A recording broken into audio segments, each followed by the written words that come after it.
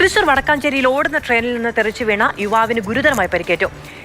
Enkakkad railway ഗേറ്റിന് സമീപം വീണുകിടക്കുന്ന നിലയിലാണ് യുവാവിനെ കണ്ടെത്തിയത്. ട്രെയിനിന്റെ വാതിലിൽ നിന്ന് യാത്ര ചെയ്യുന്നതിനിടെ അബദ്ധത്തിൽ വീണതാകാമെന്നാണ് പ്രാഥമിക നിഗമനം. ലിഷോയ് വിവരങ്ങളുമായി ചേരുകയാണ്. ലിഷോയ്, ഗുരുതരമായി പരിക്കേറ്റിട്ടുണ്ടോ?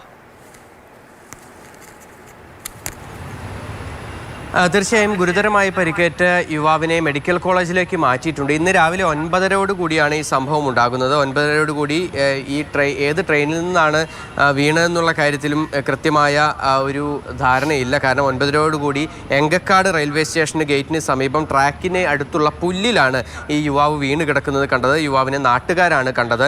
ഉടനടി തന്നെ ആംബുലൻസും അതുപോലെ തന്നെ മറ്റുള്ളവരെയും പോലീസിനെയും ഒക്കെ തന്നെ വിവരം അറിയിക്കുകയും തുടർന്ന് അവിടെ നിന്ന് ആശുപത്രിയിലേക്ക് മാറ്റുകയായിരുന്നു. തൃശ്ശൂർ ഷൊർണൂർ